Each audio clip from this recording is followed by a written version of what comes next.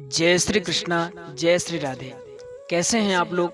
आशा करता हूँ बहुत बेहतर होंगे और आपका अध्ययन बहुत कुशल ढंग से चल रहा होगा। तो मैं पंडित संजीव मिश्रा आज के इस प्रसंग में आपका स्वागत करता हूँ।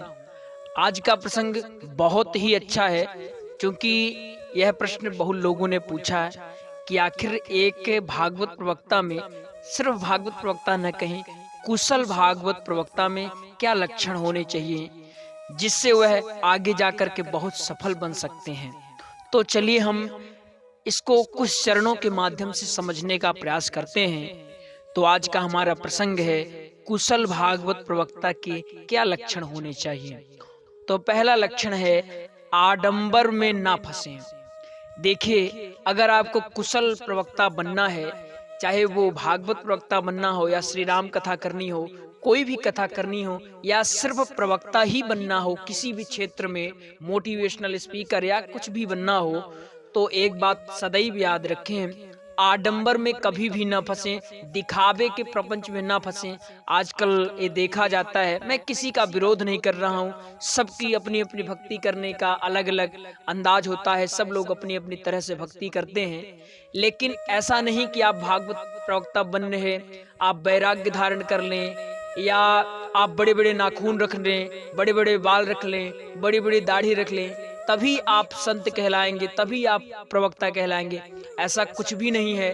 आप जिस तरह से एक नॉर्मल पहनावा होता है उस तरह से रहकर भी आप कुशल प्रवक्ता बन सकते हैं। जरूरी नहीं कि लंबे लंबे बाल रखें, लंबे लंबे नाखून रखें, लंबी लंबी दाढ़ियां रखें। ऐसा कुछ जरूरी नहीं है कि पूरे माथे में तिलक पोता जाए। छोटा सा तिलक लगाकर भी आप कथा कर सकते हैं। आज देखा जाता है कुछ लोग ऐसा कहते हैं कि आपको बड़ी बड़ी दाढ़ियां बढ़ाना आवश्यक है, आपके बड़े बड़े बाल होने चाहिए तभी आप कुशल प्रवक्ता बन सकते हैं। ऐसा कुछ नहीं है।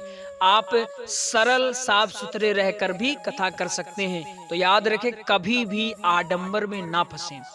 दूसरा चरण है दिखावे से दूर रहें। दिखावा कभी भी नहीं करना है कि आप अपने ज्ञान का दिखावा कर रहे हैं, आप अपने ज्ञान को दूसरे लोगों से कंपेयर कर रहे हैं, उनको नीचा दिखा रहे हैं, अपने आप को ऊंचा दिखा रहे हैं। ऐसा एक प्रवक्ता को शोभा नहीं देता है। जब आप व्यासपीठ पर बैठ जाते हैं तो आपके लिए सभी लोग एक समान होते हैं। इसलिए जब आप मंच पर, न केवल मंच पर, सदैव आपके आचरण में ऐसा होना चाहिए कि दिखावा नहीं होना चाहिए, सबको समान भाव से रखें।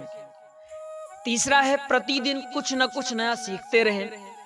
कहते हैं यदि सीखना बंद किया तो जीतना बंद हो जाता है। इसलिए कुछ न कुछ नया सीखते रहें जिससे आप अपने श्रोताओं को और अच्छे से समझा सकते हैं। इसलिए कुछ न कुछ पुस्तकों से, इंटरनेट के माध्यम से, अपने गुरुजनों से, अपने बड़ों जनों से, कहीं से भी आप कुछ न कुछ सीखते रहें, लेकिन नया सीखते रहें और जो सीखा है उसको दोहराते भी रहें।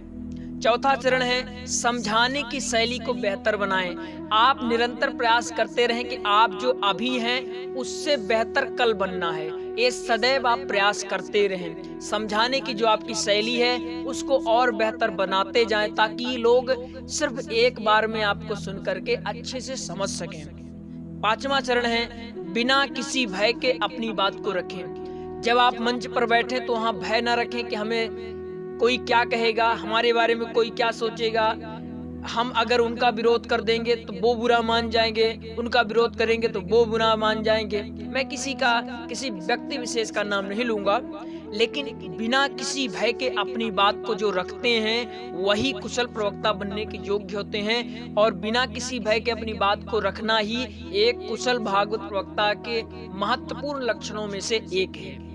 तो बिना किसी भय के अपनी बात को रखें और एक प्रयास करें कि सत्य के साथ खड़े रहें। कभी भी असत्य को, यदि असत्य उस समय भारी भी है तो भी आप सत्य के साथ ही खड़े रहें। तो ये 5 लक्षण हैं जिनको अपना करके आप कुशल प्रवक्ता अवश्य बन सकते हैं। इसलिए अध्ययन जारी रखें और कुछ न कुछ नया सीखते रहें। यदि कुछ समझ में नहीं आया होगा तो आप कमेंट करिएगा, और यदि समझ में आया होगा तो भी कमेंट करके राधे राधे लिख दीजिएगा, ताकि हमें लगेगा कि आप लोग समझ रहे हैं और पढ़ रहे हैं। यदि आपको समझ में आता है तो अवश्य इसमें अच्छा कमेंट करा करिए, ताकि हमें भी अच्छा लगे कि लोग देख रहे हैं, लोग इंटरेस्टेड हैं, तो और वीडियो बनाने में हमें थोड़ा अच्छा लगेगा। तब तक के लिए जय श्री राधे, जय श्री कृष्णा।